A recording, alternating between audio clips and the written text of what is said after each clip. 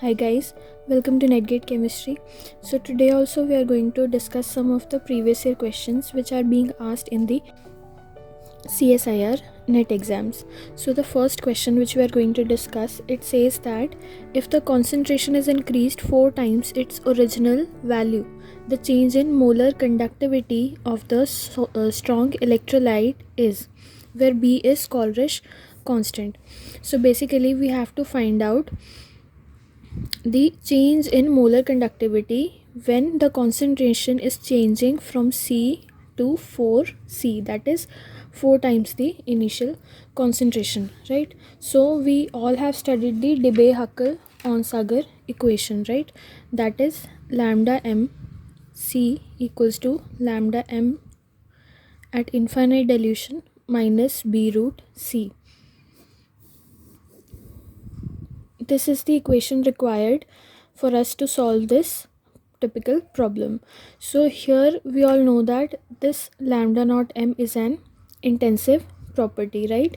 That is it is basically a constant, if we can say, for a given electrolytic solution.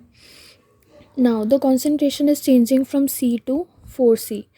So suppose we have lambda m naught minus lambda mc is equals to B root C. I have just rearranged this above equation so that I can get B root C onto the right hand side, right? Now suppose this to be the first equation. Now in second equation, what we are going to do, we are going to change this concentration by 4 times. Okay, so instead of C we are going to write 4C in the whole equation. So the equation will become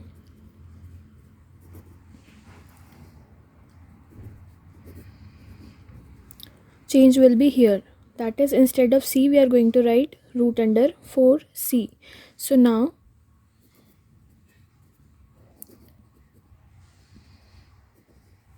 when we take out this root 4, it will be 2 root C, or you can say 2B root C.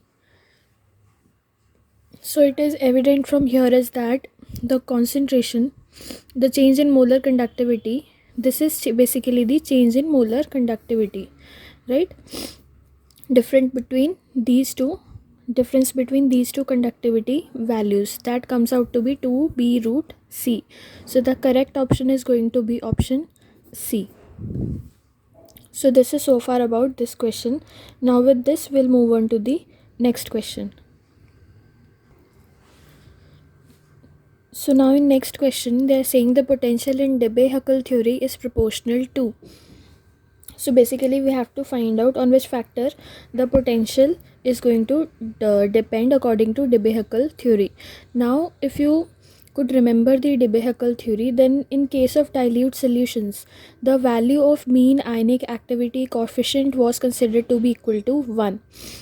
That is, for very dilute solutions we take the value of mean ionic activity coefficient equals to 1, but in real solutions the value deviates from unity, and generally the value is always less than 1.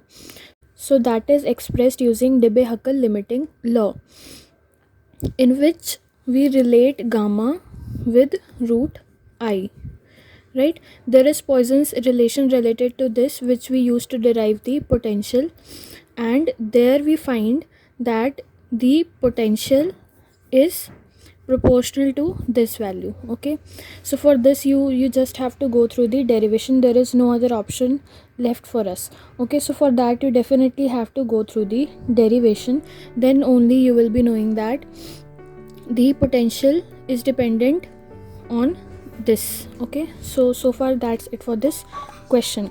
So with this, that's it for this video. Thank you so much for watching.